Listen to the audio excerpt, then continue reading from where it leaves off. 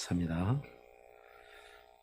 사람은 어떤 직업을 갖고 있든지 어디에서 살고 있든지 어느 나라에 있든지 다 계획을 세웁니다. 미래를 예측하는 가운데 계획을 세웁니다. 아무렇게나 세우는 것이 아니고요. 앞으로의 미래 환경이 어떻게 변할 것인가, 어떤 일들이 일어날 것인가를 예측하고 그것을 대비하는 계획을 세우고 또 실행을 하기 위해서 준비를 합니다.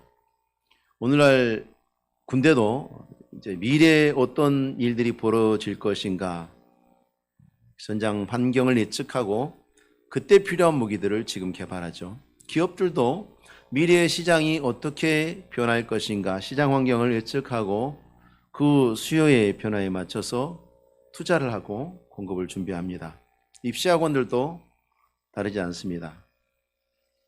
안타까운 것은 예측대로 절대 안 되죠. 예측대로 항상 맞는 일은 거의 없습니다. 수많은 변수들이 등장하고 상황은 수시로 바뀝니다. 그렇기 때문에 인생을 잘 살아가는 사람이라는 것은 계획을 잘하고 준비를 잘하는 것도 중요하고 필요하지만 동시에 위기관리, 자기의 스트레스 관리를 잘하는 사람이어야 한다고 말들을 합니다. 나이나 성별에 상관없이 사람은 스스로 이 능력을 키워야 되고, 그리고 세월이 갈수록 차이가 많이 나게 되는 역량이 바로 위기관리와 스트레스 관리의 역량이라고 할 수 있습니다. 위기를 만났을 때, 돌발 상황이 생겼을 때에 그걸 견뎌내고 해결하는 능력이 성공적인 삶을 좌우하는 관건이라는 것입니다. 기계도 그렇고 자동차도 그렇고 무엇이든지 그렇죠. 내구성이라는 것이 굉장히 중요한 판단 조건 중에 하나에 포함이 됩니다. 인생도 그렇습니다. 인생도 위기의 연속입니다. 똑같이 어렵습니다. 지금 세상을 보십시오. 똑같이 어렵습니다. 그러나 누군가는 잘 견뎌내고 누군가는 잘 못 견뎌냅니다. 어떤 나라는 잘 견뎌내고 또 어떤 나라는 잘 못 견뎌내고, 어떤 사람은 잘 견뎌내고 또 어떤 사람은 잘 못 견뎌냅니다. 계속해서 연속되는 위기 속에서 하나님을 알지 못하는 사람들이 봤을 때는 이게 정말 최상의 해답이 아니냐. 계획을 잘 준비하고 위기가 왔을 때 잘 관리하는 것. 그러면 하나님의 자녀들은 미래를 예측하려는 노력과 계획을 수립하고 철저하게 준비해가는 그런 노력들이 필요 없는가? 필요하죠. 하나님께서 다 알아서 하실 거니까 나는 손 놓고 아무 대책도 없이, 아무 계획도 없이 살아가도록 그렇게 가르치지 않으셨습니다. 어떤 문제가 생기면 그냥 주저앉으라고 가르치지 않으셨습니다. 하나님의 자녀들도 위기에 맞서고 또 위기가 유발하는 스트레스를 또 견뎌내고 또 그것을 해결하기 위해서 노력을 해야 합니다. 그런데 오늘날 신앙을 극단적으로 또 왜곡해서 해석하는 어리석은 사람들이 의외로 우리 주변에 교회 가운데 많았다는 것을 보면서 참 반성을 하게 됩니다. 우리 자신을 돌아보게 됩니다. 사회적 책임에 대해서는 무시해버리는 것, 그것이 마치 신앙이 좋은 것으로 포장이 되고, 죄와 세상과 싸우라 그랬더니 정부와 싸우고 사회에 해를 끼치는, 공동체에 해를 끼치는 그런 일들은 하나님이 주시는 말씀 안에서 그런 위기를 당했을 때에 어떻게 헤쳐나갈 것인가를 제대로 알지 못해서 엉뚱한 답을 찾고 또 엉뚱한 방법으로 돌파구를 모색하려고 하는 그런 모습들이 드러나는 결과입니다. 우리 위기 가운데서, 문제 가운데서 우리가 어떻게 이것을 타개해 나갈 것인가, 어떤 노력을 기울여야 할 것인가, 오늘 야곱의 상황 속에서 우리가 답을 찾고자 합니다. 죽은 줄로만 알았죠. 그래서 자식이 죽으면 가슴에 묻는다고. 아마 요셉도 아마 야곱이 가슴에 묻었을 것입니다.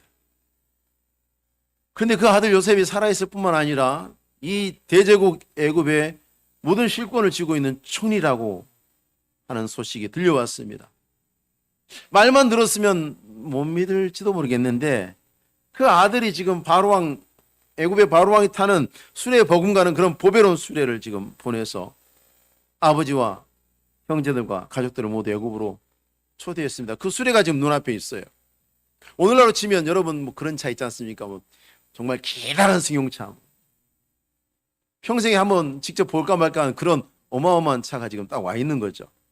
아버지를 모시기 위해서. 야곱에게는 정말 꿈만 같은 사건 아니겠습니까? 그것도 극적인 위기의 순간에 이 꿈 같은 일이 일어난 겁니다. 죽은 아들이, 죽은 줄만 알았던 아들이 살아만 있어도 좋고 고맙고 감사한데 그 애굽의 총리라니.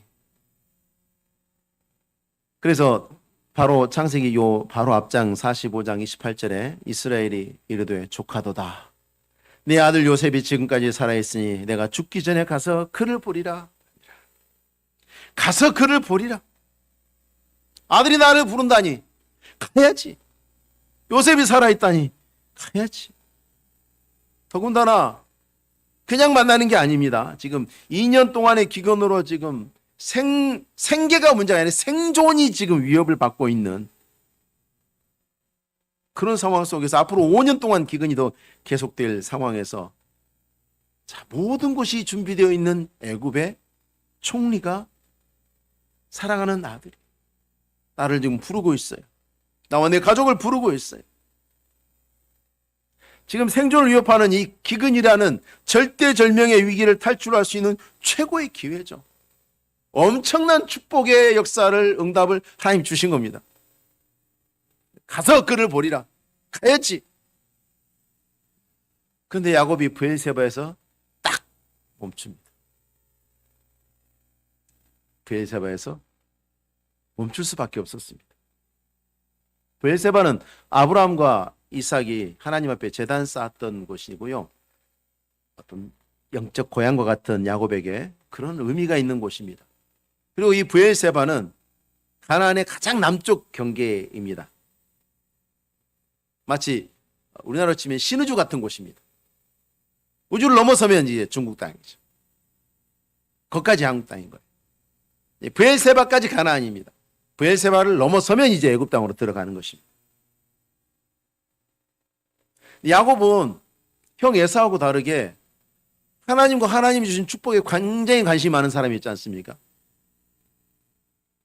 관심이 많았기 때문에 그와 관련된 일들을 유심히 지켜봤을 거예요. 할아버지 아브라함, 아버지 이삭의 행적을 통해서 하나님께서 애굽으로 가는 것을 엄격하게 금지하셨다는 것을 야곱이 모를 리가 없어요. 그래서 가나안 땅을 떠나서 이 기근으로 고통스러운 가나안 땅을 떠나서 애굽으로 가는 것이 기회처럼 보일 수 있습니다. 그렇지만 하나님 주신 약속의 땅을 떠나는 불신앙의 위기가 될 수도 있습니다. 그래서 야곱이 브엘세바에서 딱 멈춘 겁니다. 그 경계선에 서 있다는 얘기는 뭡니까? 갈등하고 있다는 얘기잖아요. 갈등하고 있다는 얘기. 처음에 요셉 이야기를 들었을 때는 가야지.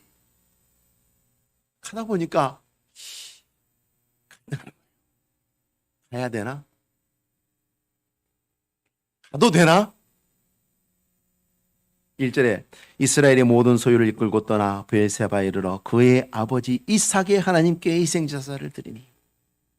왜 야곱의 하나님이라고 하지 않고 그 아버지 이삭의 하나님이라고 그랬을까요? 지금 야곱이 고민하게 만드는 문제가 뭐냐면 아버지, 할아버지로부터 내려오는 하나님의 언약의 땅에 대한 축복이거든요. 그걸 자기가 지금 물려받았잖아요. 그러니 그 언약을 주신 하나님 앞에 지금 물어봐야 되는 거죠. 환경을 봤을 때는 무조건 가나안 떠나야 돼요. 여기 있으면 안 돼. 이제 굶어 죽게 생겼어요. 그런데 이 사랑하는 아들이 떡하니 나타나서 아버지 오십시오. 제가 다 책임지겠습니다. 당장에는 마음이 기뻤죠. 그런데 애굽으로 가기 위해서 가나안 땅을 떠나는 것이 이게 옳은 일인지 확신할 수가 없는 거예요. 가다가 보니까 확신이 안 드는 거예요, 여기가. 그래서 브엘세바에서 이삭의 하나님, 아버지 이삭의 하나님, 곧 가나안 땅을 주시겠다고 약속하신 그 언약의 하나님에게 희생제사를 드려서 하나님의 뜻을 알고자 한 겁니다. 오늘 우리는 완성된 하나님의 말씀, 성경을 가지고 있죠. 모든 하나님의 뜻이 그 안에 있습니다. 우리는 그 안에서 하나님의 모든 뜻을 발견할 수 있습니다. 우리를 향하신. 그런데 우리가 각자 만나게 되는 상황이나 환경이 너무 다르잖아요. 그래서 어떤 경우에는 과연 이 말씀을, 어떤 말씀을 어떻게 적용해야 될지 혼란스러울 때가 있어요. 우리 자신이 믿음이 연약할 때도 있고요. 말씀이 생각나지 않을 때도 있고요. 아니면 유혹이 너무 강렬해가지고 하나님 말씀이 판단할 수 있는 판단력이 흐려지고 혼란스러울 때도 있어요. 누구나 그런 때가 올 수 있어요. 그러나 그럴 때 의심스럽고 마음에 확신이 서지 않을 때는요, 야곱처럼 멈춰 서야 됩니다. 하나님 앞에 예배하고 기도하면서 하나님의 음성을 기다려야 합니다. 믿음의 사람들은 그렇게 해야 합니다. 대가족의 가장으로서 지금 야곱이 보여주는 태도는요, 믿음의 공동체, 가정이든 교회든 구역이든 어디든 믿음의 공동체의 영적 지도자들이 귀감으로 삼을 만한 일입니다.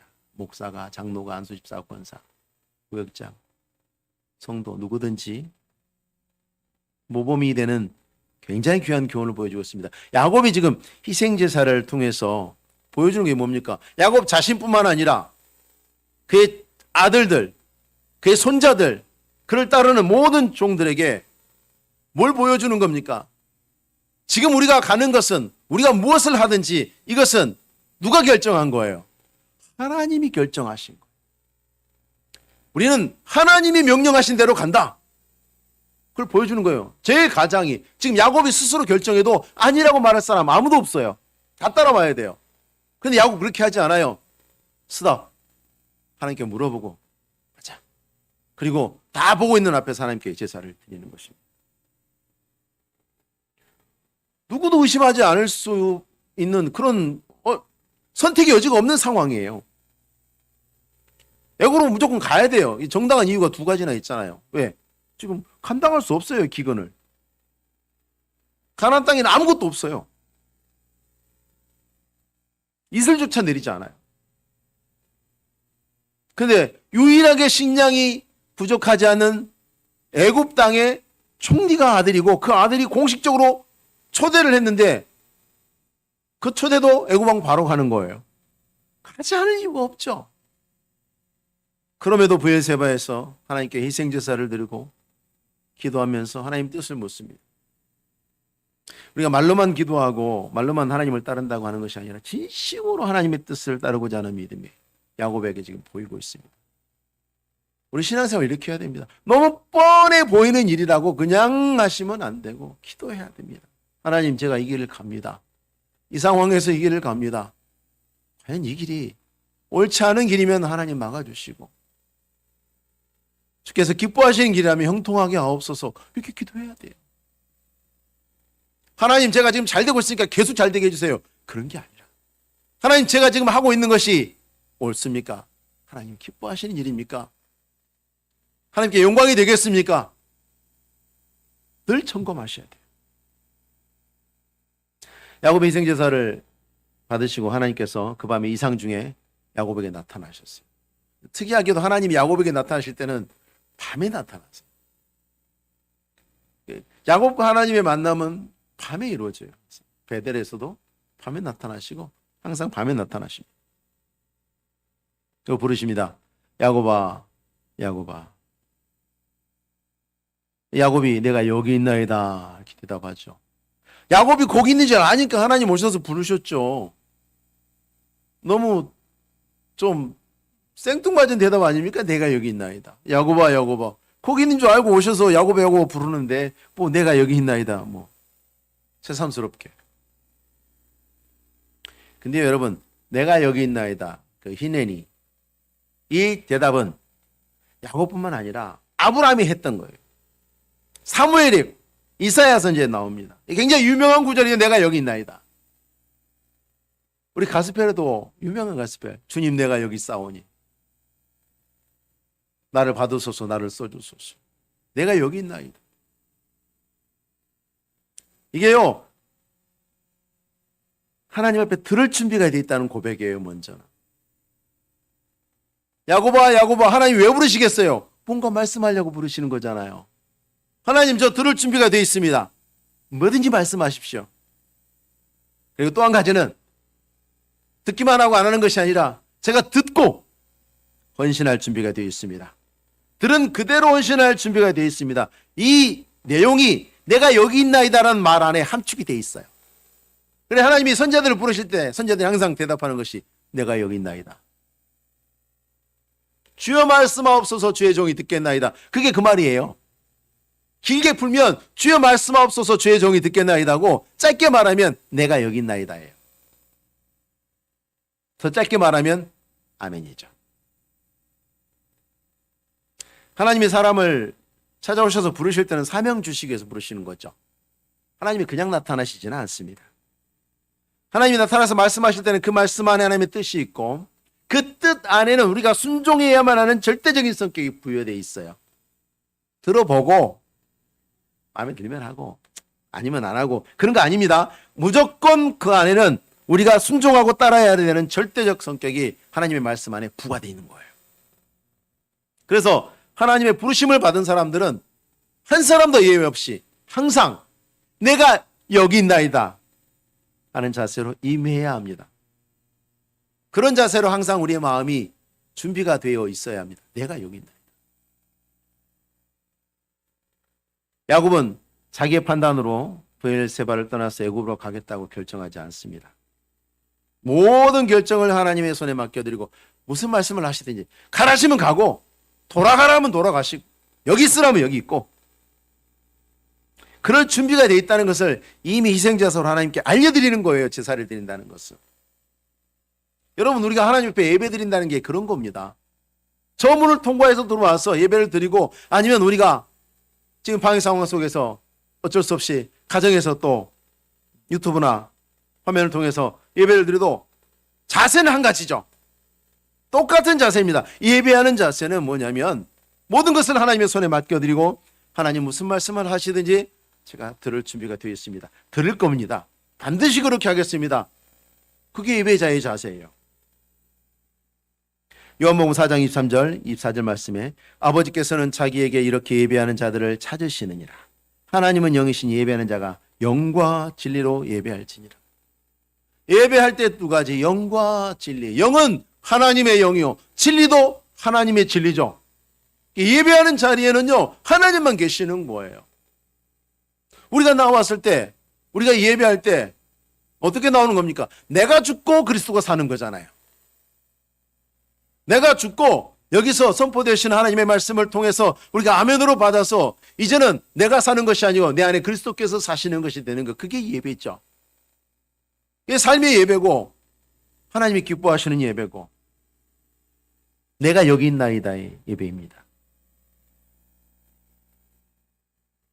참으로 예배하는 사람은 하나님이, 오직 하나님이 주시는 것, 그것을 받으면서 살겠다고 각오를 이미 고백한 거예요. 여러분, 예배 시작하기 전에, 예배 시작하면서. 그리고 하나님이 받으시는 유일한 봉사가 그것입니다. 내 것으로 드리는 것이 아니고 하나님이 정하시는 것을 하나님이 정한 방법으로 드려지는 것, 그것이 아니면 아무리 귀중하고 가치 있는 것이라도 하나님이 받지 않으시지 않습니까? 하나님 앞에서 예배하고 우리가 기도할 때 한번 들어보겠다라는 자세는, 선택적 자세는 용납되지 않습니다. 무엇을 말씀하든지 그대로 하겠다는 그 아멘의 자세, 그 희년의 자세, 내가 여기 있나이다 이 자세죠. 늘 우리는 하나님의 뜻을 고민하고 하나님 입장으로 판단하고자 하는 그러한 생각과 그러한 태도로 삶에 임해야 합니다. 왜냐하면 우리 안에 성령께서 내주하시기 때문에 우리가 늘 그 마음을 품고 살아가면 우리의 발걸음이 헛된 곳으로 틀어지지 않을 것입니다. 하나님, 해도 되나요? 제가 여기서도 되나요? 하나님, 괜찮습니까? 늘 물어봐야 합니다.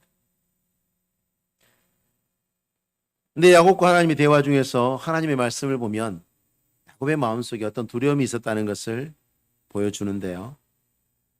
자, 애굽으로 내려가기를 두려워하지 말라. 두려움이 있죠. 일단은 이 야곱의 두려움 안에는 하나님의 말씀을 통해서 알 수 있는 야곱의 두려움 안에는 두 가지 두려움이 있는 거예요. 하나님이 약속하신 땅 가나안을 떠나도 되나?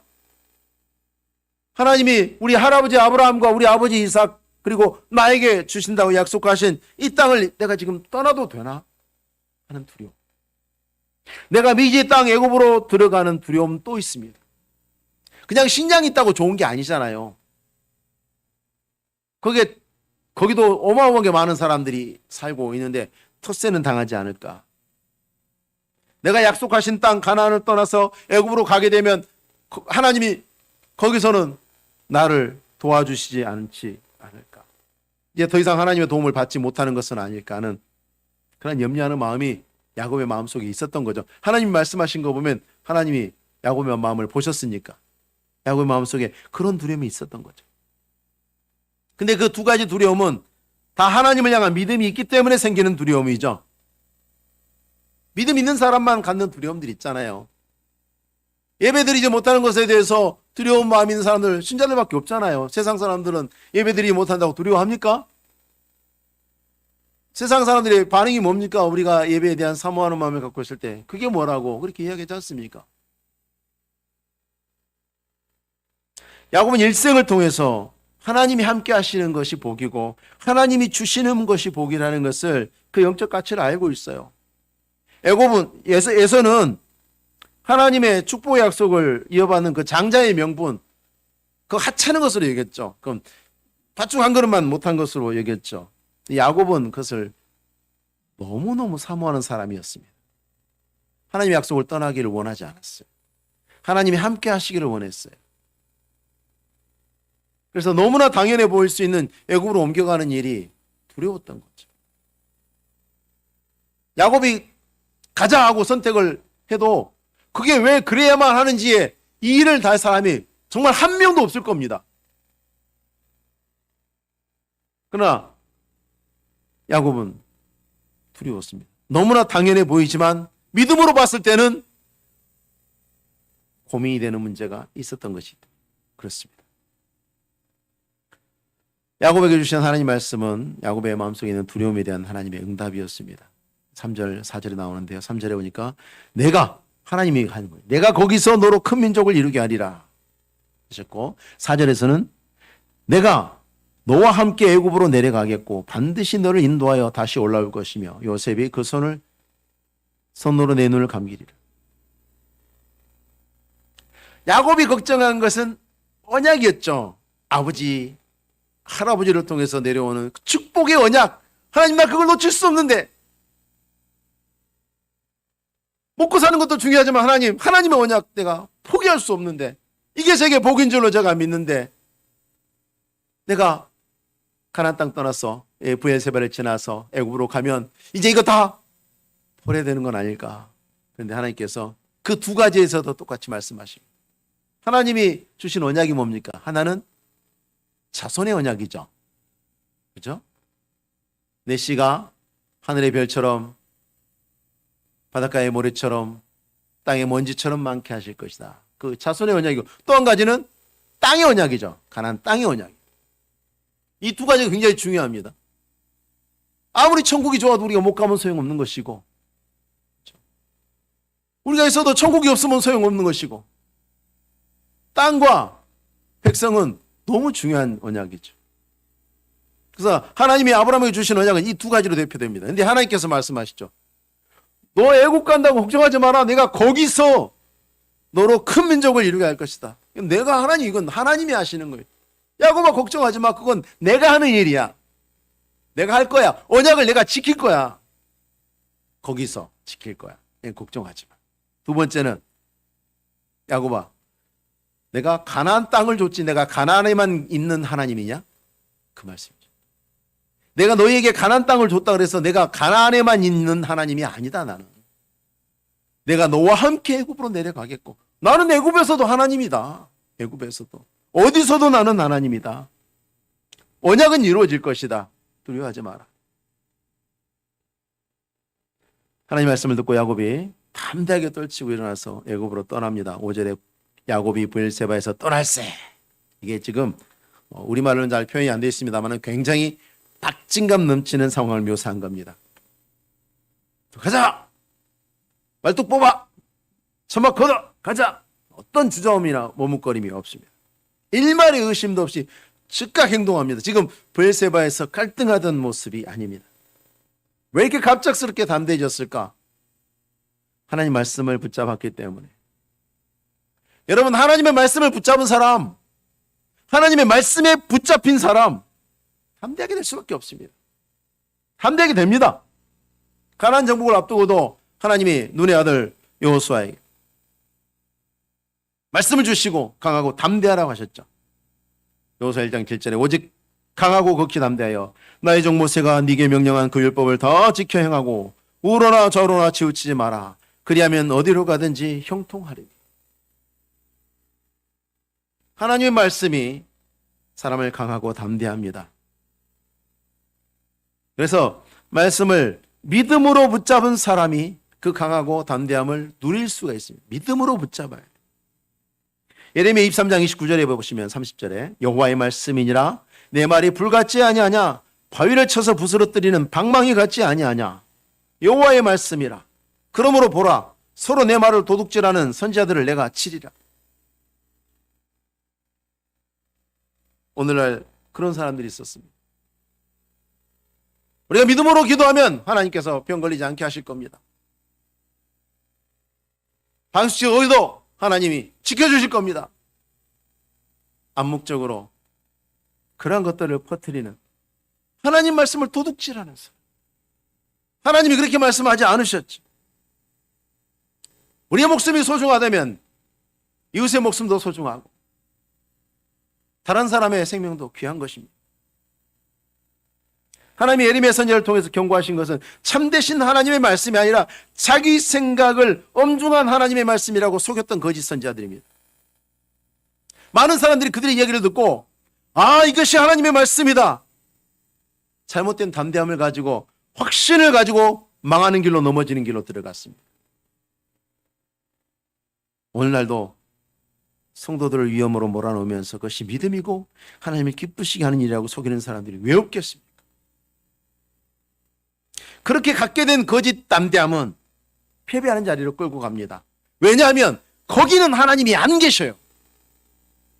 하나님이 그리 말씀하지 않았기 때문에 거기 하나님이 안 계시는 겁니다. 거기서 역사하시지 않는 겁니다. 아무리 주의 이름을 부르고 주님이 여기 오셨다고 이야기해도 거기는 하나님이 안 계십니다. 하나님의 참된 말씀에 대한 참된 믿음이 하나님 앞에서 강하고 담대하게 만드는 것은 그 말씀이 가리키는 그곳에 하나님이 거기 계시기 때문에 그래요. 내가 거기서 너로 큰 민족을 이루게 하리라. 아무도 몰랐던 하나님의 계획이 드러났습니다. 사실 브엘세바에서 멈칫했던 이 야곱의 혼란스러움을 이해할 수 있어요. 그의 할아버지 아브라함에게 아버지 이삭에게는 애굽으로 내려가는 것을 철저하게 금하셨던 하나님이셔요. 창세기 26장에 보면 여호와께서 이삭에게 나타나 이르시되 애굽으로 내려가지 말고 내가 네게 지시하는 땅에 거주하라. 그게 바로 아버지에게 했던 얘기예요. 근데 이제 이런 애굽으로 내려가라고 하시니 여러분 성경이 완결될 때까지 하나님의 계시는 다 드러나지 않고 조금씩 발전하고 있었습니다. 오늘 이것을 계시의 발전이라고 합니다. 우리는 아담보다 아브라함보다 다윗보다 하나님의 뜻을 더 많이 풍성하게 알고 있습니다. 풍성하게 누리고 있습니다. 왜냐하면 우리는 완성된 하나님의 계시를 누리고 있기 때문에 그렇습니다. 그러나 그들은 발전 중에 있는 하나님의 계시를 받았기 때문에 아브라함은 자기 자손이 애굽에 있게 될 것을 알지 못했어요. 그래서 하나님께서 야곱에게 나타나셔서 내가 너로 큰 민족을 만든다고 그랬지. 어디서? 가나안? 아니, 애굽에서 만들 거야. 하나님 애굽에 가지 못하게 하셨잖아요. 그때는 못 가겠지. 아직 때가 안 됐으니까. 이제는 갈 때야. 라고 말씀하신 거예요. 그 계획을 지금 알려주신 거예요. 계시가 이렇게 발전되고 있어요. 변질되거나 바뀌는 게 아니에요. 더 구체화되고 더 분명하게 드러나죠. 이제는 그리스도 예수 안에서 모든 계시가 더 이상 발전하지 않고 완성되었습니다. 새로운 계시를 말하는 자들은 거짓 교사들이죠. 말씀은 더 이상 새롭게 추가되지도 않고 삭제되지도 않습니다. 이것을 계시 완성이라고 해요. 그래서 야곱에게 나타난 하나님의 말씀처럼 하나님의 계획이 바뀐 것처럼 보이는 그러한 현상들은 이제 나타나지 않습니다. 그렇기 때문에 우리는 어떤 의심도 없이 어떤 혼란도 없이 주신 말씀 그대로 순종하면 됩니다. 가나의 혼인잔치에서 예수님의 어머니 마리아가 종들에게 당부한 그 말씀, 너에게 무슨 말씀을 하시든지 그대로 하라. 너에게 무슨 말씀을 하시든지 그대로 하라. 야곱이 그랬던 것처럼 우리는 하나님 앞에 예배하기 위해서 나올 때마다 여기 있나이다 그 믿음으로 예배해야 합니다. 그것이 여러분 아멘의 믿음이고요, 순종의 믿음이에요. 참으로 하나님을 예배하는 사람들은요 언제나 답을 얻고 돌아갑니다. 불확실하지 않습니다. 알지 못하지만 두렵지 않습니다. 왜냐하면 내가 걷는 길이 하나님의 말씀에 대한 순종의 길이기 때문에, 내가 하나님을 찾고 내가 하나님을 기뻐했기 때문에, 하나님이 나를 찾으시고 하나님이 나를 기뻐하시고 나를 받으시기 때문에 내 걸음 가운데 거기 하나님이 계셔요. 무엇이 두렵습니까? 거기 하나님이 계시는데. 사망의 음침한 골짜기를 지나도 거기 하나님이 계시는데. 로마서 12장 1절 말씀에 너희 몸을 하나님이 기뻐하시는 거룩한 산 제물로 드리라. 이는 너희가 드릴 영적 예배니라. 그렇기 때문에 여러분, 우리가 우리의 예배를 통해서 또 삶의 예배를 통해서 하나님 앞에 참으로 예배하는 사람은 이미 승리하는 사람이에요. 이미 승리했어요, 그 사람. 참으로 예배하는 사람은 근심 가운데 나왔을지라도 하나님 말씀을 듣고 이미 마음에 담대함으로 돌아갑니다. 아직 응답이 나타나지 않은 것 같아도 이미 그 사람은 예배 중에 하나님의 구원을 이미 받은 것입니다. 왜? 그렇게 예배하는 사람은 하나님이 기쁘게 받으셔요. 그 가는 길이 하나님의 말씀이 지시하는 길이기 때문에, 그 길에 하나님이 거기 계시기 때문에, 그래서 그 사람이 가는 길은 반드시의 길이 되는 거예요. 반드시의 길. 모르고 가는데 반드시의 길이 되는 거예요. 무엇이 반드시입니까? 우리를 지키시고 우리에게 복을 주시겠다고 하는 하나님의 언약이 반드시 이루어지는 그 길이 되기 때문에 담대할 수밖에 없습니다.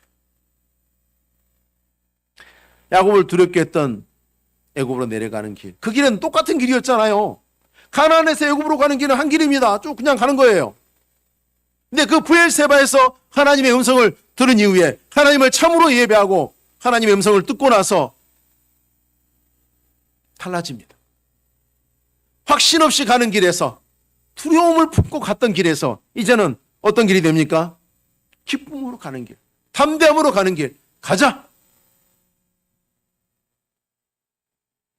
그 모습을 6절이 묘사를 하고 있습니다. 6절 말씀 보십시오. 5절 말씀이거든요. 같이 읽어보겠습니다. 시작. 야곱이 브엘세바에서 떠날 새 이스라엘의 아들들이 바로가 그를 태우려고 보낸 수레에 자기의 아버지 야곱과 자기들의 처자들을 태우고. 요즘 이상하죠. 분명히 그 수레에는 누구를 태우라고 보냈어요? 야곱을 태우라고 보냈는데 그 아들들이 우리가 봤을 때는 허허, 아버지 태우라고 보는 것을 그 손자들까지 다 올려가지고 말이야, 이렇게 생각할 수도 있는데 그게 아닙니다, 여러분. 이 수레는 애굽을 상징하는 거고요, 그 수레에 있는 야곱은요 하나님의 언약을 상징하는 거고요, 거기 탄 그 야곱의 자손들은요 하나님의 언약하신 말씀 그대로 애굽에서 그들의 언약의 미래를 보여주는 거예요. 이 장면 안에서 야곱이 염려했던 모든 것이 여기서 해결이 되고 있는 거죠. 애굽의 수레 위에서 하나님의 언약이 성취될 것이다. 우리가 새롭게 맞이할 한 주간에 어떤 근심과 걱정과 두려움이 기다리고 있더라도 우리가 참으로 하나님을 예배하고 주의 말씀하옵소서, 하나님 내가 여기 있습니다, 무엇이든지 말씀하옵소서, 제가 순종하겠나이다, 그렇게 걸어가는 우리의 걸음에는 우리가 갈 바를 알지 못하더라도 그 걸음에 하나님이 거기 계시고 거기서 우리를 도우실 것이기 때문에 알지 못하고 가는 걸음이라도 우리의 걸음은, 우리의 길은 주의 은혜 가운데 형통하게 될 줄로 믿고 두려워하지 마시고 날마다 믿음 안에서 하나님의 말씀을 따라 승리하시는 주의 종들이 다 되시길 바랍니다. 기도하겠습니다. 하나님 아버지 감사합니다. 우리가 부족한 자들을 하나님 택하여 주의 자녀 삼아주시고 보배로운 은혜를 주셔서 우리의 걸음을 지도하시는 그 하나님 감사합니다. 하나님 아버지께서 우리의 발걸음을 날마다 살피시고 날마다 우리가 주 앞에 있게 하시며 주의 음성을 듣게 하시며 아멘하게 하시고 부르실 때마다 내가 여기 있나이다 주의 말씀하옵소서 종이 듣겠나이다 고백할 때에 우리의 이 예배가 주께 기쁨이 되게 하시고 하나님이 말씀을 따라 걷는 우리의 걸음에 앞서 행하셔서 거기서 우리를 도우시고 우리에게 복을 주실 줄로 믿사오니 하나님이 우리가 날마다 말씀 안에 담대함으로 나아가 승리하는 주의 종들 다 되게 하옵소서. 감사를 드리며 예수님의 이름으로 기도하옵나이다. 아멘. 찬송가